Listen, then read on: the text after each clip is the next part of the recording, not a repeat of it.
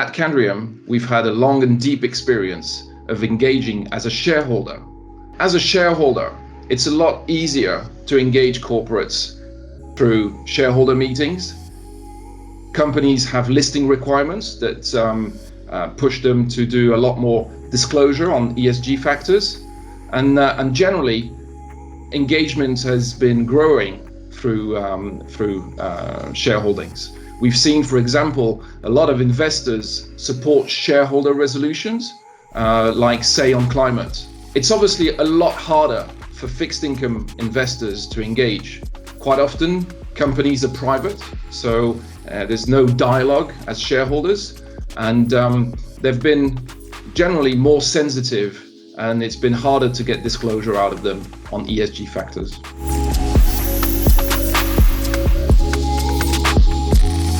At Candriam, we've developed a specific program to look at fixed income engagement. In our engagement process, we include a lot of stakeholders in the firm. We include portfolio managers, credit analysts, and ESG analysts to define the target, look at what concerns we have on these companies, and also define what the objectives of the engagement should be. We tend to target companies where engagement is likely to yield results. So we're not going to engage the best companies from an ESG performance point of view, and not the worst. We're going to look at companies that are borderline. Our fixed income priority list ended up including mostly high yield companies and also a lot of private issuers. So when engaging, it's important for us as investors to look at how the debt is being used and how considerate companies are for ESG. And the tremendous number of issuance of green bonds and sustainability bonds and sustainability linked bonds mean that there is plenty of opportunity for engagement. Our work has already yielded some positive results.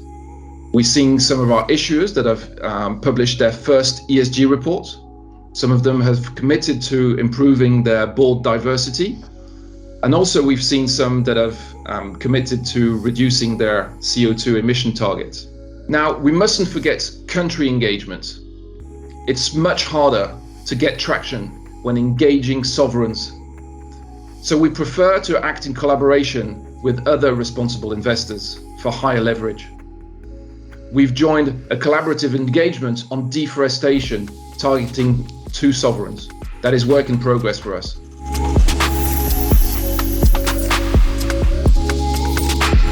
Well, governance and climate change, naturally. Governance is an important topic for bondholders, and at Candriam, we've always looked carefully into governance when analyzing credit issuers. Governance is the most material factor when it comes to safeguarding our bond investments. And it's also one of the main reasons why we're engaging corporates today. Climate change is an increasingly important risk factor. Physical risks, extreme weather events are occurring more and more frequently.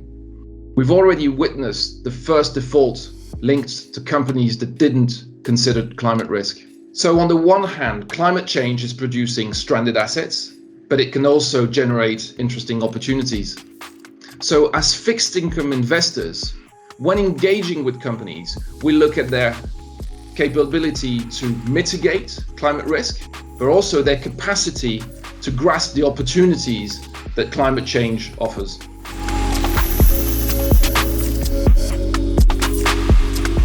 We think so. We're certainly laying the groundwork. Fixed income engagement is a win-win. On the one side, we're pushing companies to adopt more responsible practices, being more cognizant of ESG.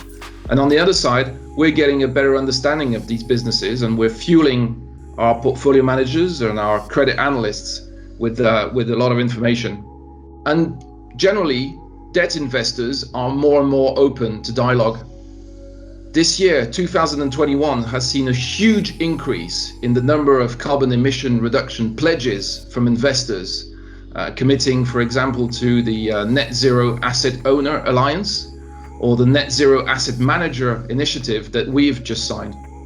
Investors are prepared to act on climate. Regulation, such as SFDR in Europe, is also helping.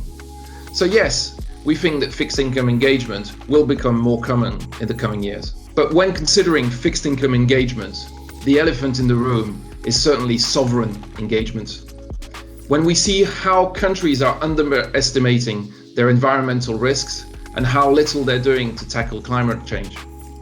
If we think about this, how many countries have actually met their goals of the 2015 Paris Agreement?